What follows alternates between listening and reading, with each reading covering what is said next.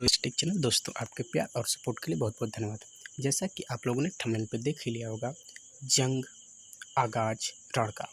तो आगाज रण के इस सेशन में आप लोगों का स्वागत है। आज से मैं आप लोगों के लिए एक सीरीज स्टार्ट करने वाला हूं, जो वाई ग्रुप के लिए तथा इंग्लिश बच्चों के लिए, जिनके लिए सब इंग्लिश बहुत इंपॉर्टेंट होती है, उन सभी के लिए बहुत ही मायने रखेगा एग्ज़ाम। सबसे पहले मॉडल पेपर में हम बात करते हैं। जो हमारा सिलेबस है, आप लोगों को इसमें पता होगा 20 नंबर की इंग्लिश आती है। तो 20 नंबर की इंग्लिश में सबसे पहले हम बात करते हैं, जो आपका फर्स्ट सेक्शन रहता है 20 में। तो फर्स्ट सेक्शन का जो पहला क्वेश्चन है, इस क्वेश्चन के बारे में अगर हम बात करते हैं, तो यह जो क्वेश्चन आपको दिख रहा है, इसमें से पहला क्वेश्चन पैराग्राफ का है, सॉरी पैसेज है, consider paragraph. First question is that, आपका ये पैसेज, सबसे पहले पैसेज को हम पढ़ने की कोशिश करते हैं। तो पैसेज आपका है फ्लोरेंस। ये थोड़ा सा वेट अ मिनट, हाँ। Florence Nightingale was born in the year 1820 in a small town in Italy। तो फ्लोरेंस नाइटिंगल का जो जन्म हुआ था 1820 के इटली के छोटे से शहर में हुआ था। 1820 में। Her parents were famous and rich. जो इनके पिताजी थे, her parents were famous and rich, इनके जो पिताजी थे बहुत ही धनी और प्रसिद्ध थे। They looked after little Florence very carefully. वे फ्लोरेंस नाइटिंगेल, जो फ्लोरेंस थी, उनका बहुत ही बढ़िया से ख्याल करते थे। But Florence was thin and sickly. लेकिन फिर भी जो फ्लोरेंस थी वो बहुत ही पतली और बीमार रहती थी। एक दिन की बात है, one day Florence said to her father. एक दिन फ्लोरेंस ने अपने पिताजी से कहा, father I would like to be a nurse. मैं बनना चाहती हूँ। I would like to be a nurse. The little girl's father said. तो फ्लोरेंस नाइटिंगेल, जो फ्लोरेंस थे, उनके पिताजी ने कहा, my dear I don't think you can be a nurse. मुझे नहीं लगता कि आप एक नर्स बन सकती हैं। Because nursing is hard work. क्योंकि नर्सिंग जो रहती है वो बहुत ही कठिन परिश्रम का काम होता है। आई विल ट्राई, मैं कोशिश करूँगी, सिड फ्लोरेंस। तो फ्लोरेंस कहती हैं कि मैं कोशिश करूँगी। जल्द ही she began to learn nursing at home. और क्या होता है, बहुत जल्द बिगेन टू लर्न नर्सिंग, और वह घर पे ही नर्सिंग के बारे में सीखना शुरू करते हैं कि व्हाट इज़ द नर्सिंग के बारे में जानना शुरू कर देती हैं। नेक्स्ट बात करते हैं हम लोग। नेक्स्ट जो हम लोग का पेपर है, one day Florence was returning home early from school. एक बार क्या होता है, एक दिन फ्लोरेंस लौट रही थी घर से, बहुत जल्द घर से लौट रही थी, और ऑन द वे, रास्ते में ही, सी सा a dog lying on the road. उन्होंने देखा कि एक डॉग है जो पड़ा है रोड पे, ऐसे ही पड़ा था। It was crying. और जो डॉग था वो क्या कर रहा था, इट वॉज क्राइंग बिटरली, बहुत ही तेजी से चिल्ला रहा था, बिटरली। इन अन किंग, ये जो किंग लिखा है यहाँ पे आप कर सकते हैं काइंड, ये होता है डी, काइंड होगा। एन अनकाइंड बॉय, एक बहुत ही निर्दयी लड़का, हिट द पुअर क्रिएचर, छोटे से इस बेचारे गरीब जानवर को क्या कर रहा था, पीट रहा था, विथ अ बिग स्टोन, बड़े पत्थर से मारा था। इट हर्ट राइट लेग, और इससे क्या, जो बच्चा था डॉग, वह उसका जो राइट लेग था, and it was bleeding badly, बहुत बुरी तरह से चोट लग गई थी और खून बहने लगा था।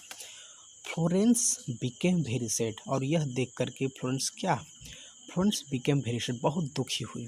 सी gently carried the dog home, उन्होंने सज्जनता से आराम से कुत्ते को घर पे लाई, एंड नर्स द वुंड, और इलाज किया उसके चोट का। She tied a bandage tightly round the leg, और उन्होंने एक बैंडेज पट्टी बहुत ही उसके पैर के चारों ओर बांध दिया। इन अ वीक, एक ही हफ्ते में, the dog was quite well, पूरी तरह से सही हो चुका था। Soon the dog become friendly with friends, जल्द ही जो डॉग था वो बन गया बहुत ही दोस्त फ्लोरेंस के साथ, उसने बहुत दोस्ती कर ली। इट वेग्ड इट टेल्स, वो अपनी पूछे हिलाता, tails and jumped around her playfully, और बड़े ही खुशहाल अंदाज में उसके आसपास घूमता रहता था। And licked Florence all over, और फ्लोरेंस को चाटता रहता था, पूरे पूरे शरीर की तरफ इधर उधर चाटता रहता था। जैसे एज इफ वांटेड टू से, मानो लगता है जैसे कि वांटेड टू, वह क्या चाहता था, thank you little nurse, thank you छोटी बच्ची को वह क्या करना चाहता था, धन्यवाद देना चाहता था। तो चलते हैं हम अब क्वेश्चन की तरफ। हमारा जो क्वेश्चन है, क्वेश्चन आपका जो दिख रहा है सामने आपका क्वेश्चन जो फर्स्ट क्वेश्चन है, फ्लोरेंस वांटेड टू बिकम, आपने कहानी पढ़ी होगी। तो फ्लोरेंस बनना चाहती थी क्या? अगर ये क्वेश्चन अगर पैसेज अच्छी खासी आप अगर पकड़ बना लेते हैं तो मेरा विश्वास करिए आपको इसमें से 4 से 5 नंबर पूरे के पूरे कंप्लीट मिल सकते हैं। तो हमने पूरी कहानी को शिद्दत से पढ़ा है, हमें पता है फ्लोरेंस के बारे में, कहानी हमने पढ़ चुके हैं और इसमें पता करना है। देखिए पहला क्वेश्चन कह रहा है फ्लोरेंस वांटेड टू बिकम, क्या फ्लोरेंस क्या बनना चाहती थी? आप लोग पढ़े होंगे, बता सकते तो बताइए, फ्लोरेंस क्या बनना चाहती थी? फ्लोरेंस वांटेड टू बिकम क्या? तो आपको पता है फ्लोरेंस बनना चाहती थी a nurse. Option number A इसका सही है। चलते हैं नेक्स्ट क्वेश्चन की तरफ। क्वेश्चन नंबर 2, जो क्वेश्चन नंबर 2 है, आप लोग क्वेश्चन का जवाब देखिए। When Florence expressed her desire to become a nurse her father, जब फ्लोरेंस ने जाहिर की अपनी इच्छा को to become a nurse, nurse बनने की इच्छा अपने पिताजी से जाहिर की, तो उनके पिताजी ने क्या कहा? तो आप लोग अगर आपको पता है तो आप 2-3 सेकंड में आप इसका जवाब दीजिए, उसके बाद मैं बताता हूँ। ये जो क्वेश्चन का आंसर है यह कह रहा है क्या एग्री डायरेक्टली, उसके पिताजी बहुत जल्द तैयार हो गए, या वाज वेरी डाउटफुल, वेरी बहुत ही संदेह की दृष्टि देख रहे थे, या कीप्ट साइलेंट चुप रहे, नॉन ऑफ दिस। तो मेरी समझ से ये जो ऑप्शन होगा नॉन ऑफ दिस होगा। क्यों? आपको पता होगा, आप लोगों को अगर नहीं पता है तो बता देते हैं, क्योंकि उनके पिताजी जो थे वे क्या कह रहे थे, इसमें से आपको पता है, इसमें उनके पिताजी ने कहा था कि जब उन्होंने कहा कि the little girl's father said my dear I don't think you can be a nurse, मुझे नहीं लगता कि आप नर्स बन पाएंगी। तो चलते हैं अब आगे। तो इसका जो आंसर था वह था none of this. Question number 3 पे बात करते हैं। जो क्वेश्चन नंबर 3 है, on the way she saw, रास्ते में, सी यहाँ पे जो है फेमिनाइन के लिए प्रयोग किया गया, फेमिनाइन बोलते फ्लोरेंस के लिए। तो रास्ते में फ्लोरेंस ने क्या देखा, बता सकता है कोई? तो बताइए रास्ते में फ्लोरेंस ने क्या देखा। तो बात करते हैं, रास्ते में an unkind boy hitting a dog, एक निर्दयी लड़का पीट रहा था, या a wounded dog lying on the road, एक चोटिल कुत्ता रोड पे पड़ा हुआ था। तो आपका जो आंसर होगा वह होगा a wounded dog lying on the road, क्योंकि पड़ा हुआ था तभी देखते हैं तो उससे ले जा करके उसका इलाज करते हैं ना। चलिए नेक्स्ट क्वेश्चन की तरफ चलते हैं। क्वेश्चन नंबर 4, आपका जो क्वेश्चन नंबर 4 है, Florence nurse the wounded dog because, जो फ्लोरेंस थी उन्होंने जो कुत्ते को मरहम लगाई, क्यों? क्योंकि she wanted to be a nurse, या her father told her to do, she felt pity for the dog, या नन ऑफ दिस। इसमें कह रहा है कि वह चाहती थी नर्स बनना इसलिए उन्होंने कुत्ते की मलहम पट्टी की, या उनके पिता ने ऐसे कहा था इसलिए की, या उन्हें कुत्तों पे दया आ गई। तो बेसिकली आपका जो जवाब होगा वह ऑप्शन नंबर सी होगा, क्योंकि उन्हें क्या हुआ था, कुत्तों पे दया आ गई थी। चलिए नेक्स्ट क्वेश्चन की बात करते हैं। क्वेश्चन नंबर 5, ये लास्ट क्वेश्चन है। अगर आपका 5 का पार्ट से हो तो आप हमें कमेंट बॉक्स में जवाब दे सकते हैं। फर्स्ट क्वेश्चन आपका ये लास्ट क्वेश्चन जो है इसमें यह कह रहा है कि the dog lick Florence all over too, अभी हमने लास्ट में ही पढ़ा था इसे, जो कुत्ता था चाट रहा था फ्लोरेंस की पूरी बॉडी, हर तरफ चाट रहा था, वो क्या करना चाहता था, वो जताना क्या था, इस तरह से वह क्लीन हर बॉडी, उसका शरीर साफ कर रहा था, एक्सप्रेस थैंक या धन्यवाद प्रकट करना चाहता था, अपना क्रोध दिखाना चाहता था, या इनमें से कोई नहीं। तो आपका जो जवाब होगा वह ऑप्शन नंबर बी, क्योंकि वह क्या चाहता था, उसको अपना धन्यवाद दिखाना चाहता था। चलिए दोस्तों, आगे बढ़ते हैं। आप लोग बहुत ऐसे बच्चे इसमें से ऐसे भी होंगे जो छोड़ करके इंग्लिश वाले पोर्शन को छोड़ के चले जाते हैं, स्किप करके निकल जाते हैं, रागा में चले जाते हैं। तो ये ऐसा ना करिएगा, प्लीज़ इसे बढ़िया से देखिएगा एकदम विधिवत, तभी आपको इसमें से अगर 20 क्वेश्चंस में से आप 5-7 क्वेश्चन का कुछ ऐसे सिनोनिमस होते हैं, कुछ एंटोनिम्स, कुछ वन वर्ड सब्स्टिट्यूशन भी होंगे, नरेशन वॉइस होंगे, तो जो भी आपके लिए बेहतर हो, बेनिफिशियल, हमने कोशिश किया है। आगे से फिर और भी बेहतर करने की कोशिश करेंगे। चलिए चलते हैं नेक्स्ट क्वेश्चन की तरफ। क्वेश्चन है आपका क्वेश्चन नंबर 6। क्वेश्चन नंबर 6 आपका कह रहा है, क्वेश्चन नंबर 6 है एरिड। एरिड माने क्या होता है? तो एरिड माने आपको बता दें, एरिड माने होता है शुष्क। एरिड माने शुष्क होता है। तो शुष्क, तो ये कह रहा है जब 6 से 8 क्वेश्चन पढ़ेंगे तो कह रहा है कि in each of the following questions choose the opposite. Opposite, opposite का मतलब होता है बिलोंग। तो यहाँ पे एरिड माने शुष्क होता है, तो शुष्क का मतलब अपोजिट की बात करें तो अपोजिट होगा आपका भीगा। तो भीगा कौन सा ऑप्शन सही होगा, कोई बता सकता है? जी हाँ, भीगा जो आपका ऑप्शन होगा वो होगा वेट। वेट माने होता है भीगा। वेट माने क्या होता है? भीगा। चलिए नेक्स्ट क्वेश्चन की बात करते हैं। Question number 7। आप लोग क्वेश्चन नंबर 7 देखिए। क्वेश्चन नंबर 7 कह रहा है एक्सोडस। एक्सोडस का मतलब होता है प्रस्थान करना, प्रस्थान, एक्सोडस। और ये इसका अपोजिट पूछ रहा है, अपोजिट इसका होगा एक्सोडस माने प्रस्थान होता है, प्रस्थान। तो प्रस्थान जाना और एक आवागम आना होता है, आना होता है इनफ्लक्स। वैसे मैं सारे के बारे में बता सकता, पर टाइम नहीं है, मुझे सारे रागा का फिर पोर्शन सॉल्व करना है। तो चलते हैं, हम बात करते हैं नेक्स्ट क्वेश्चन की तरफ। नेक्स्ट क्वेश्चन आपका जो सामने दिख रहा है वो है नादिर। नादिर, नादिर माने, नादिर मीन्स होता है आपका नादिर। कोई किसी को पता है तो कमेंट बॉक्स में कर सकता है। नादिर का मतलब होता है अंतः बिंदु। नादिर अंतः बिंदु, तो इसका अपोजिट होगा जिनित। जिनित का मतलब होता है शीर्ष बिंदु, शीर्ष बिंदु। क्वेश्चन नंबर 9 to 11 कह रहा है in each of the following questions choose the same word in meaning. आपको बताना है इसमें से सेम बोले तो साइनोनिमस यानी पर्यायवाची। तो चलिए क्वेश्चन बात करते हैं। सबसे पहला क्वेश्चन है आपका बैरन। क्वेश्चन है बैरन। बैरन माने होता है बंजर, बंजर। तो बंजर अगर बात करते हैं, अगर उपजाऊ की, तो हम फर्टाइल कह सकते थे, प्रोडक्टिव भी कह सकते थे, बट यहाँ पे हमें कहा इसका सेम मीनिंग बनाता है बंजर का ही। तो बंजर का मतलब होता है इनफर्टाइल, इनफर्टाइल इट्स मीन बंजर। नेक्स्ट क्वेश्चन की बात करते हैं। नेक्स्ट क्वेश्चन अब कर है affluence. Question number 10 affluence. Affluence का मतलब होता है समृद्धि, समृद्धि, समृद्धि। आप समृद्धि को धनी भी कह सकते हैं, समृद्धि। और उसी तरह अगर साइनोनिमस की बात की जाए तो रिचनेस, जो रिचनेस होता है उसका मतलब भी होता है धनी या समृद्धि। चलते हैं नेक्स्ट क्वेश्चन की बात करें। Question number 11। क्वेश्चन नंबर आपका 11 जो कह रहा है वो कह रहा है कंसेंसस। कंसेंसस, कंसेंसस का मतलब होता है एकमत या सर्वसम्मत।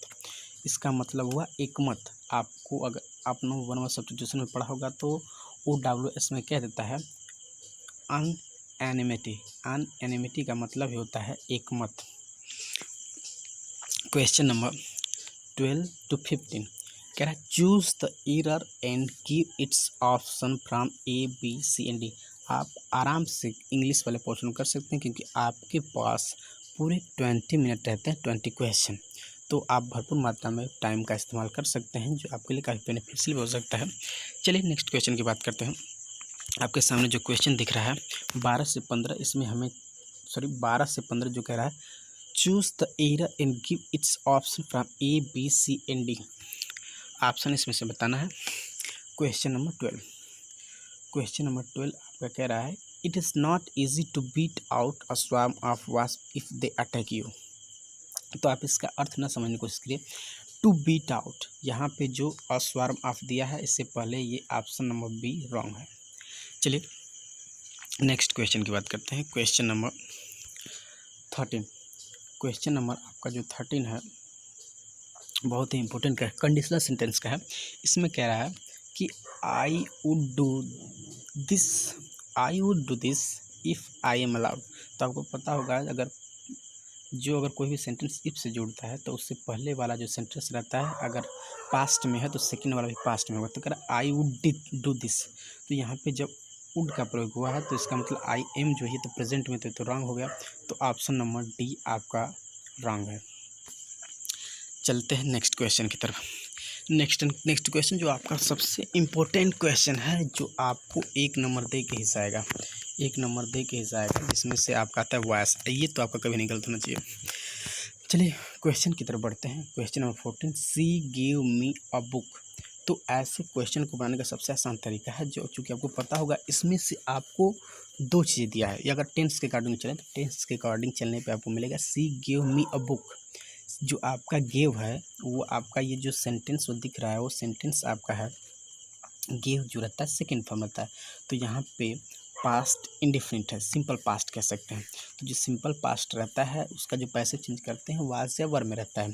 तो यहाँ पे सबसे पहले हम एक डायरेक्ट ऑब्जेक्ट रहता है, एक इनडायरेक्ट ऑब्जेक्ट। जो इनडायरेक्ट ऑब्जेक्ट रहता है आई थिंक वो लिविंग सेंस रहता है, लिविंग थिंग, और यू कैन से दैट सजीव।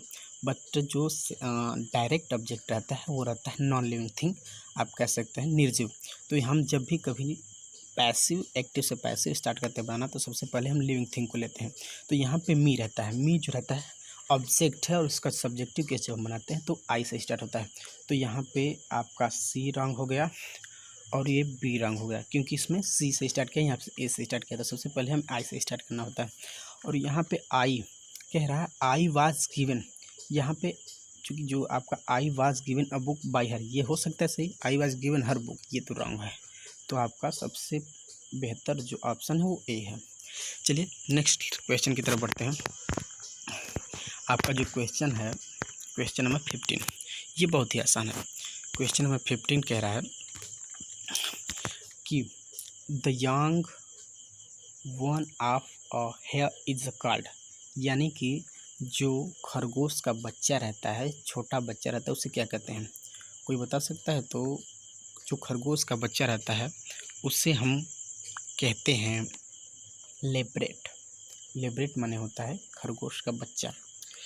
नेक्स्ट क्वेश्चन, क्वेश्चन नंबर 16, आप लोगों के सामने क्वेश्चन नंबर 16 है, जवाब दीजिए इसका।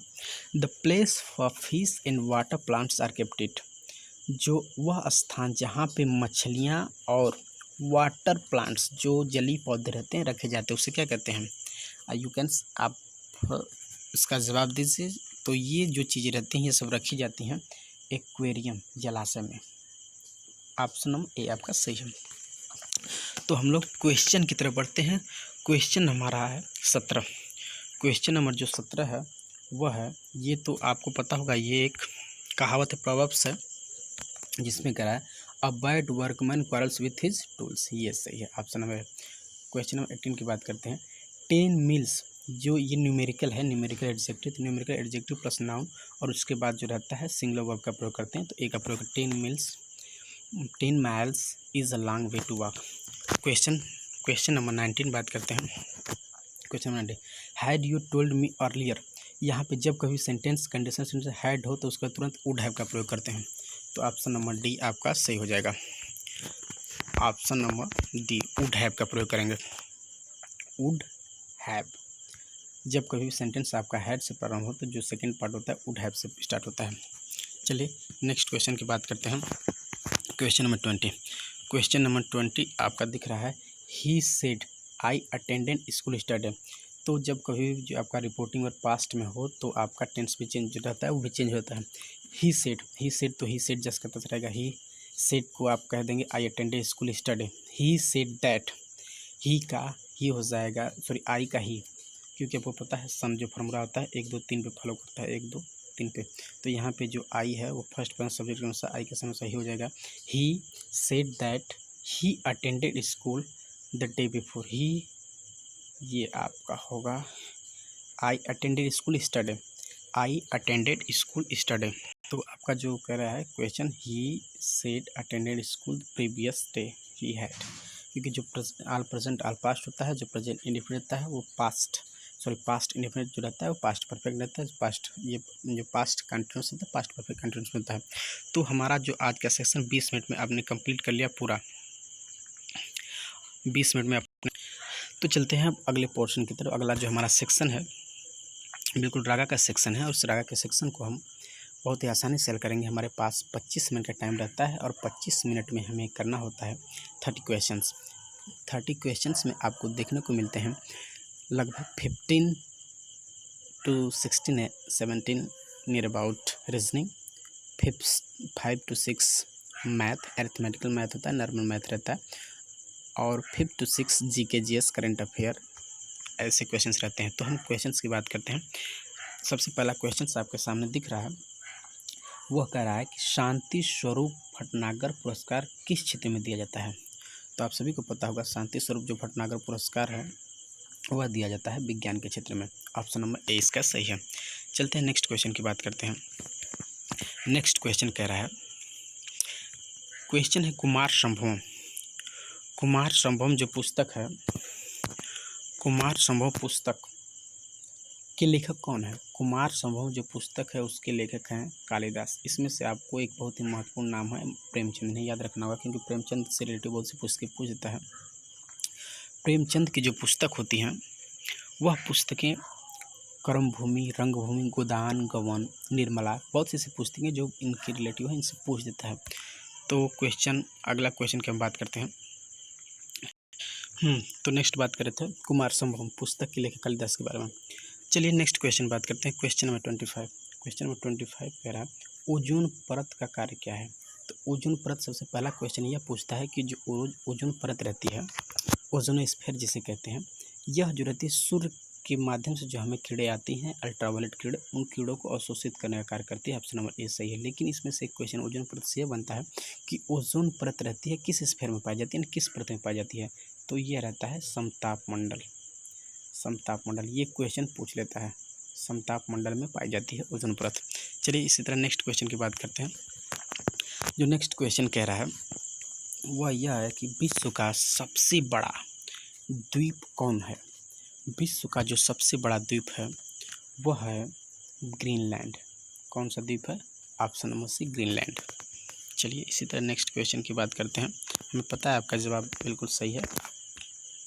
नेक्स्ट क्वेश्चन जो क्वेश्चन 27 है, देवधर ट्रॉफी किस खेल से जुड़ी है। फटाफट इसका जवाब दीजिए। जो देवधर ट्रॉफी है किस खेल से जुड़ी है। तो आपको पता ही होगा देवधर जो ट्रॉफी है वो क्रिकेट से जुड़ी है। Option number C. Next question जो नेक्स्ट कह रहा है, करो या मरो का नारा किसने दिया था। क्वेश्चन नंबर 28, करो या मरो का नारा किसने दिया था। करो या मरो का नारा जो था वो दिया था हमारे राष्ट्रपिता, father of Nations, Mahatma Gandhi ji ने। नेक्स्ट क्वेश्चंस की बात करते हैं। इस तरह क्वेश्चंस को हल करते चलेंगे। बिल्कुल आप अपना पैसन, जो आपका वर्दी के प्रति जो पैसन है उससे कम न होने दीजिएगा। नेक्स्ट क्वेश्चन कह रहा है अमेरिका का राष्ट्रपति कौन था। अमेरिका का प्रथम राष्ट्रपति की बात करें तो अमेरिका के जो प्रथम राष्ट्रपति थे वो जॉर्ज वाशिंगटन थे। नेक्स्ट क्वेश्चन आपके सामने है, वर्ष 2011 की जनसंख्या के अनुसार भारत का जनसंख्या घनत्व क्या है। तो भारत का जो जनसंख्या घनत्व की बात करते तो वो होता है ऑप्शन नंबर डी, 382 व्यक्ति प्रति वर्ग किलोमीटर। नेक्स्ट क्वेश्चन कह रहा है आपका, बिस्मिल्लाह खां किस वादक यंत्र से जुड़े हुए थे। तो आपको पता होगा बिस्मिल्लाह खां, उस्ताद बिस्मिल्लाह खां, ये शहनाई से संबंधित थे। क्वेश्चन नंबर 32 की बात की जाए तो आपका क्वेश्चन नंबर 32 का भारत चीन के मध्य कौन सी सीमा रेखा है। तो भारत चीन के मध्य सीमा रेखा है मैकमोहन। ऑप्शन नंबर सी सही है। तो भारत चीन के मध्य एक छोटा सा ट्रिक है, जो सीबी में, सी से चाइना हो गया, बी से भारत, सीबी मै का मतलब मै से मैकमोहन रेखा। नेक्स्ट इसी में रेखा की बात करते हैं। जो रेखा की बात करते हैं उसमें से डुरंड, ये होता है एक ट्रिक है पैड, जो पैट्रिक है इसमें पी से रहता है पाकिस्तान और ए से अफगानिस्तान, और इन दोनों के बीच जो रेखा होती है डी से डूरंड। नेक्स्ट इसी में एक और रेखा है, आप लोगों को बता दें, रेड क्लिफ। ये क्वेश्चन पूछता है, ये क्वेश्चन बार बार पूछता है रेड क्लिफ रेखा के बारे में। तो इसका बहुत ही सिंपल सा ट्रिक है, आप लोग अगर जानते होंगे पाभर, पाभर जैसे 250 ग्राम हम हिंदी में कहते हैं 250 ग्राम, तो पाभर का मतलब होता है पा से पाकिस्तान, भर से भारत, आर से रेड क्लिफ रेखा। ये ट्रिक मैंने खुद का बनाया, बहुत आसान ट्रिक है। चलिए नेक्स्ट क्वेश्चन की बात करते हैं। क्वेश्चन आपका रीजनिंग 33, 1857 के स्वतंत्रता संग्राम के समय भारत का गवर्नर जनरल कौन था? ये तो बिल्कुल आसान है, आप लोग पढ़े होंगे। 1857 के स्वतंत्रता संग्राम के समय भारत का जो गवर्नर जनरल था वह था Lord Canning. Option number B बिल्कुल सही है। चलिए नेक्स्ट क्वेश्चन की तरफ चलते हैं, और ये क्वेश्चन है आपका सीटिंग अरेंजमेंट से। तो ऐसे क्वेश्चंस को हमें ध्यानपूर्वक पढ़ना होता है, बहुत अच्छा खासा नंबर देते हैं। अगर एक क्वेश्चन के इसके सीरीज को हम तैयार कर लेते हैं तो ये 3-4 मार्क्स दे के चले जाते हैं। जैसे क्वेश्चन कह रहा है, सबसे पहले इसको पढ़िए, क्वेश्चन को पढ़िए। क्वेश्चन आपका कह रहा है, जो क्वेश्चन है वो बता रहा है, कुछ दोस्त किसी एक बेंच पे बैठे हुए हैं। कुछ दोस्त किसी एक बेंच पे बैठे हुए हैं। अनिल अनीता के निकट बैठा है। तो सबसे पहले हम इस क्वेश्चन को बनाने के लिए एक रेखा ड्रा करते हैं, और इस रेखा में कुछ दोस्तों के बारे में जानते हैं, कोई भी कुछ दोस्त हो सकते हैं। सबसे पहले कह रहा है कि अनिल अनीता के निकट बैठा है। तो हमें करना क्या है, अनिल को अनीता के निकट बैठाना है। तो सबसे पहले अनिल को बैठा लेते हैं, अनिल, अनिल, और यहाँ पे है अनीता। इनको चेंज कर सकते हैं। अनिल अनीता के निकट बैठा है, फिर तो बढ़ा सकते हैं, अनिल अनीता के निकट बैठा है। नेक्स्ट लाइन में कह रहा है, निकट बैठा, अजय रेखा के निकट बैठा है। अजय जो है रेखा के निकट बैठा है। तो ये भी कहीं, इसको कहीं भी हम कर सकते हैं। अजय, ये रेखा, अभी ये भी क्लियर नहीं कि रेखा किनारे बैठी है, कहाँ बैठी है, इससे मतलब नहीं है। फिर नेक्स्ट अजय रेखा के निकट बैठा। फिर क्वेश्चन कह रहा है, अनिल रेखा अमित के साथ नहीं बैठी है। जो रेखा है अमित के साथ नहीं बैठी है, इसका मतलब यह हुआ रेखा ये अमित के साथ नहीं बैठी है, ये अजय है, अनिल अनीता। तो अमित को हम बाय द वे अगर यहाँ कर देते हैं, देखते हैं, अमित अनीता अनिल अजय रेखा। तो अमित बेंच के बाएं सिरे पर, बिल्कुल सही, अमित को हमने बाएं सिरे पर यहाँ बैठा है, बिल्कुल जैसा आपका बायां लेफ्ट राइट है उसी तरह उनका भी होना चाहिए। तथा अजय दाएं हाथ की ओर दूसरे स्थान बैठा है। दाएं हाथ की ओर अजय दूसरे स्थान बैठा है, ठीक बैठा है। तथा अनिल अनीता के दाएं, अनिल जो है अनीता, हाँ ये सही है, अनीता के दाएं, अमित के दाईं तरफ, अमित के दाईं तरफ, बिल्कुल सही, अमित के दाईं तरफ बैठे हैं। अनिल और अजय एक साथ बैठे, अनिल और अजय एक साथ बैठे, हाँ ये भी सही है, तो बैठे उपरोक्त बैठे हुए के आधार पर अधोलिखित प्रश्नों के उत्तर दीजिए। क्वेश्चन पहला कह रहा है, अजय के बीच बैठा है। तो अजय आपको पता है, ये अमित हो गया, अनिल हो गया, अनीता, ये अजय, ये रेखा। तो अजय किन के बीच बैठा है, रेखा और अनिल के मध्य बैठा है। रेखा और अनिल के मध्य, रेखा अनीता अनिल और रेखा, ये सही है, ऑप्शन नंबर डी आपका सही है। चलिए नेक्स्ट 35 क्वेश्चन कह रहा है, इसमें मध्य में कौन बैठा है, यानी दो इधर से हटा देते हैं, दो इधर से हटा देते हैं, तो बचता है बीच में अनिल, मध्य में अनिल बैठा है, ये भी आपका सही हो गया। 36 आखिरी दाएं छोर पे कौन बैठा है। आखिरी दाएं, जो आपका दाएं आखिरी दाएं छोर पे आपको दिख रहा है कि रेखा बैठी है, तो आखिरी दाएं छोर पे ऑप्शन नंबर डी रेखा बैठी है। अमित किस स्थान में बैठा है, तो अमित आपको पता है सबसे बाएं तरफ बैठा है, ये है अमित, आपको दिख रहा होगा अमित। कह रहा है दाएं से दूसरे स्थान पे 9, बाएं से दूसरे स्थान पे 9, आखिरी बाएं छोर पे, ये सही है, ऑप्शन नंबर सी। चलिए नेक्स्ट क्वेश्चन 37 के बाद 38 क्वेश्चन की बात करते हैं। जो 38 क्वेश्चन था वो आपके सामने है। 38 कुछ इस तरह से क्वेश्चन है, रीजनिंग का ही क्वेश्चन है। इसमें आपका जो सीरीज है इसमें भरना है 4, 5, 7 और 19। तो हमें पता है 4 से जाता है तो +1, उसके बाद 5 + 2, फिर यहाँ पे क्या भरना होगा, उसके बाद कि 19 आ जाए तो हमें शायद 2, 1, 2, 1 दूनी 2, 2 दूनी 4 ऐसे करके देख लेते हैं। 4 दूनी 8, कोई भी संख्या उसमें ऐसे 8 जोड़ेंगे, ऐसे जगह 8 दूनी 16। तो यहाँ पे 1 आ रहा है, 4 1 5, 5 2 7, 7 4 11, तो यहाँ पे 11 भरा जाएगा। बिल्कुल सही। जो आपका 38 क्वेश्चन है उसका जवाब ऑप्शन नंबर डी होगा, जिसमें से 11।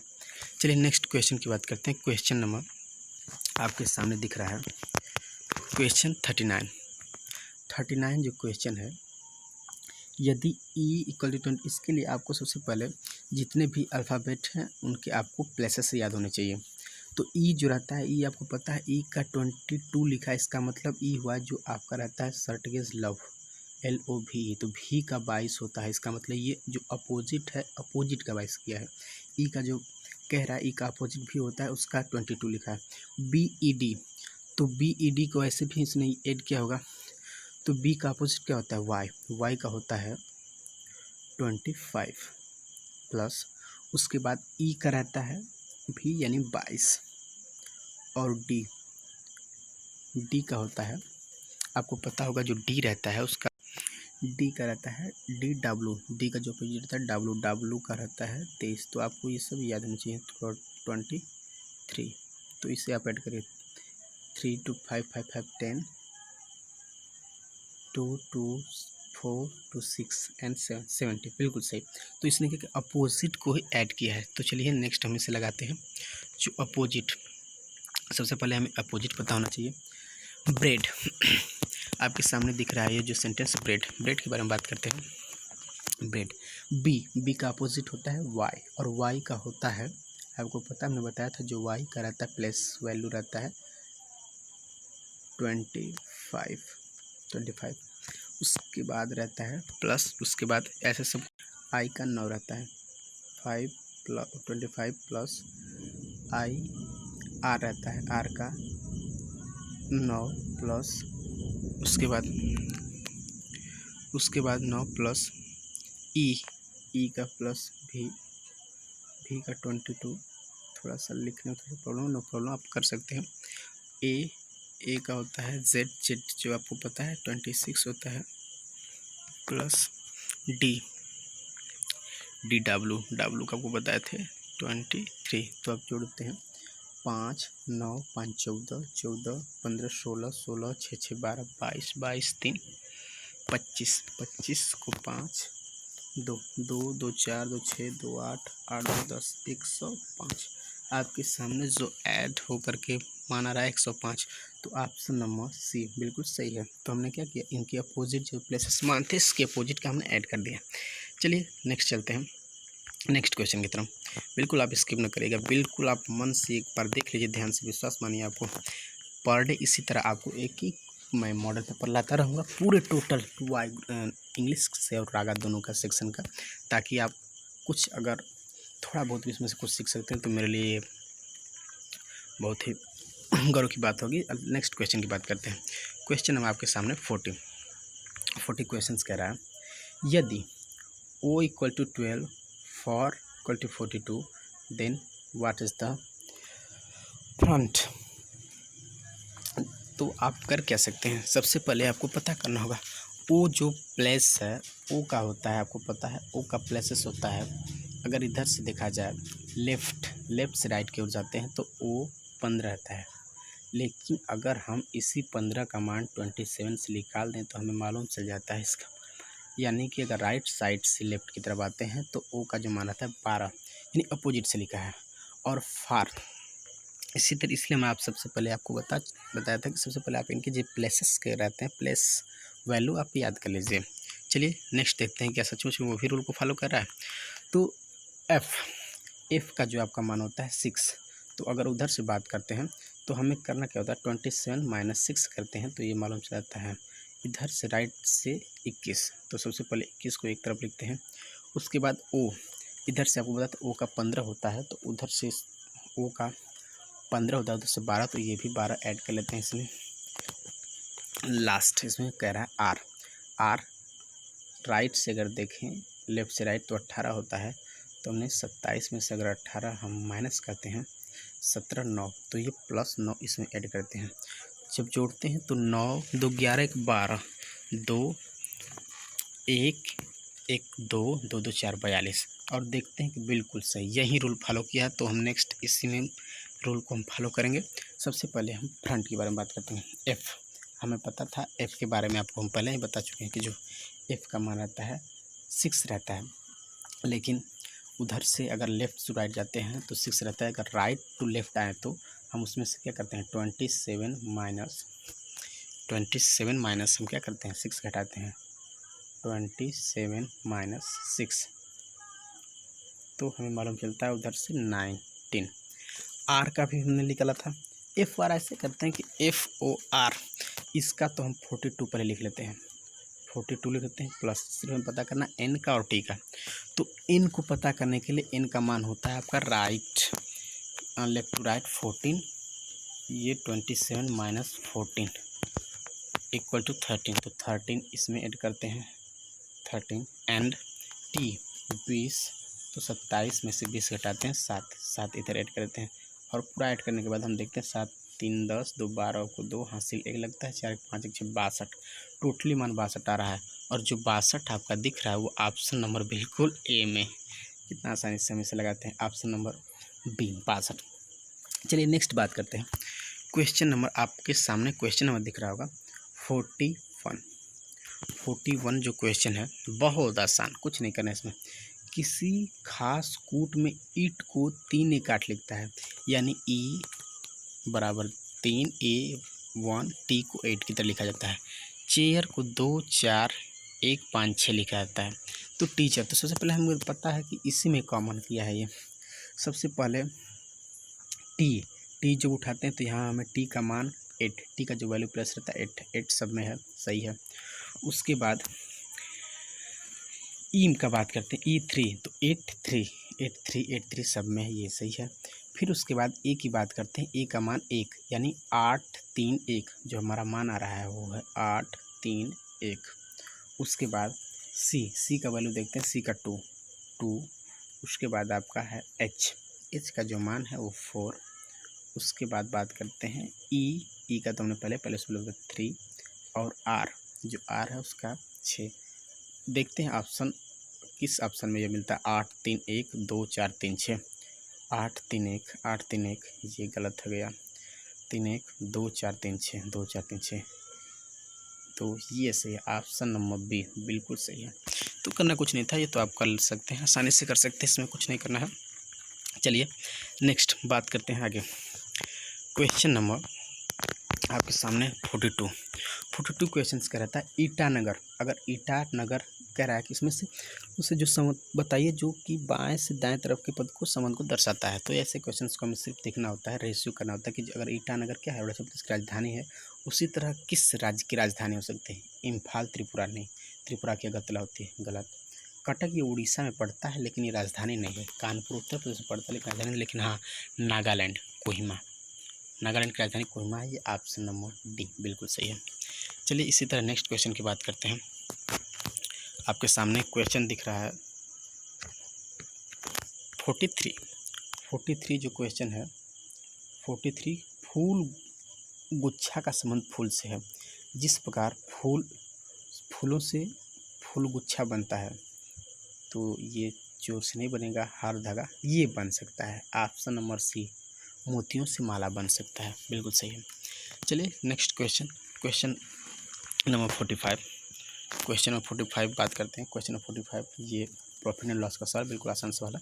कह रहा है कि एक पुस्तक के मूल्य को 20% घटाने पर वह पुस्तक 112 रुपये में प्राप्त होती है, तो प्रारंभिक मूल्य। तो ऐसे कभी भी क्वेश्चन आपको पता चले तो सबसे आपको पता होना चाहिए कोई भी वैल्यू जो रहती है 100% पर रहती है।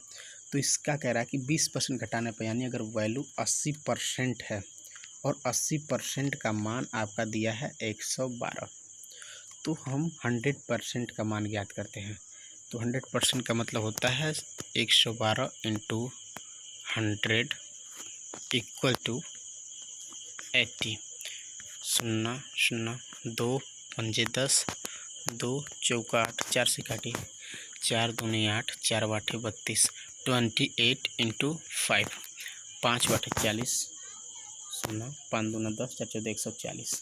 तो आपके सामने 140 ऑप्शन जी बिल्कुल ऑप्शन नंबर आपके डी में मिल जाएगा, ऑप्शन 140। तो ऐसे ही करके आप सभी सवालों को हल कर सकते हैं। चलिए नेक्स्ट क्वेश्चन की बात करते हैं। Question number 45।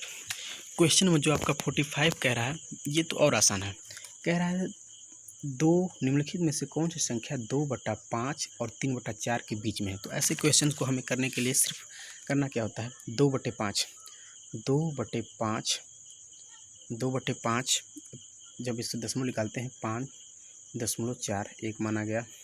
उसके बाद 3/4 और 3/4 का जब मान निकालते हैं तो 0.4 7 28, 4 5 0.75 आना चाहिए। यानी कोई भी संख्या जो होगी 0.4 और 0.75 के मध्य ही होनी चाहिए। अब 3/10 को हल करते हैं, 3/10 करते हैं 0.30, नहीं ये तो पहला तो गलत हो गया। 1/2, अगर 1/2 के भाग करते हैं 2.5 आ रहा है, ये हो सकता है 0.5 सही है, ये हो सकता है। 4/5 में भाग देते हैं तो 4 5 बटे 0.8, ये तो 0.75 से बाहर हो गया। 3/8 दशमलव लगाते हैं, 8 3 के 24, ये भी नहीं।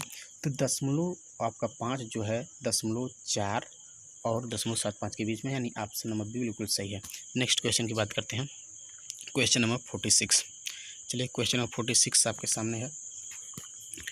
क्वेश्चन नंबर 46 कह रहा है किसी व्यक्ति के पास 24 मीटर 36 मिनट 10 मिनट 72 मीटर लंबाई के 4 छड़े हैं। यह व्यक्ति इन 4 छड़ों में से हर एक छड़ से समान लंबाई के टुकड़े काटना चाहते हैं। यदि टुकड़े काटने पर कोई अंश बेकार न किया जाए तो कुल टुकड़ों की न्यूनतम संख्या क्या होगी। बिल्कुल आसान है।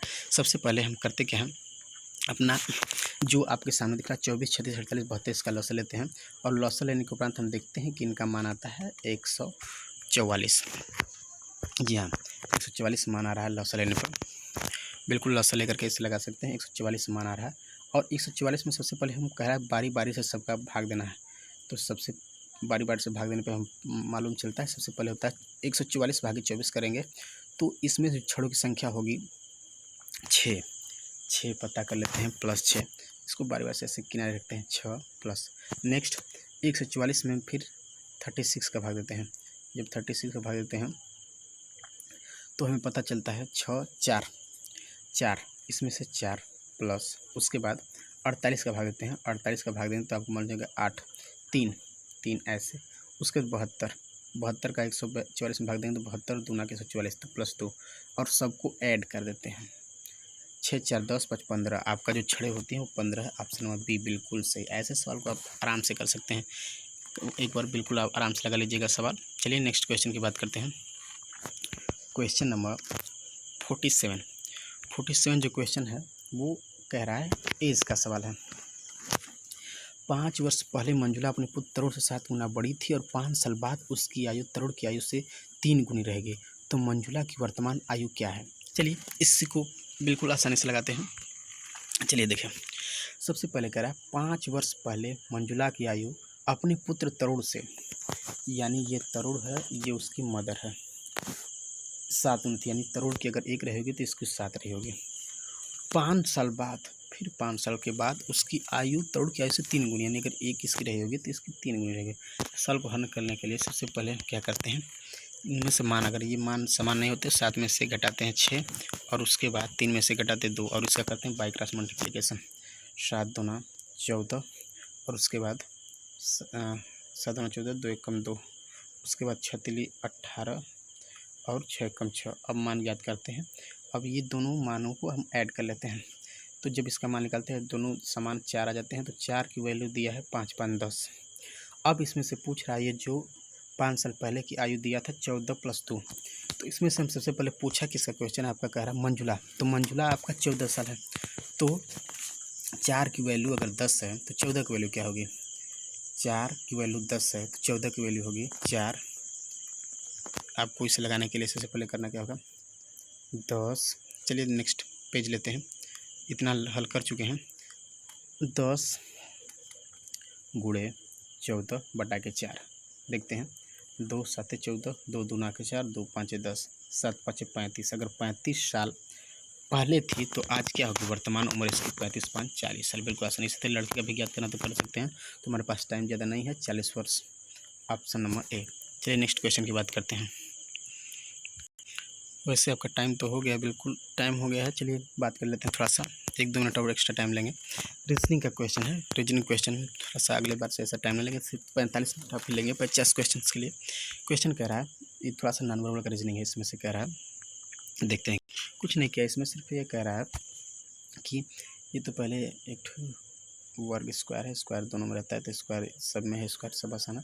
जो स्क्वायर जो बीच में सर्कल है, सर्कल जो ये ट्रायंगल रहता है वो सर्कल के शेप से हट चुका है, तो उसी तरह जो ये दोनों तो रहेंगे ही, दोनों इसी तरह के सेम, लेकिन जो ये आपका पोर्शन जो बीच वाला पोर्शन है वो ज्यों का त्यों रहेगा, लेकिन ये जो हेक्सागन है ये हट जाएगा। तो ये आई थिंक लगता है यही होगा, ऑप्शन नंबर बी सही है, कर लीजिएगा आप लोग।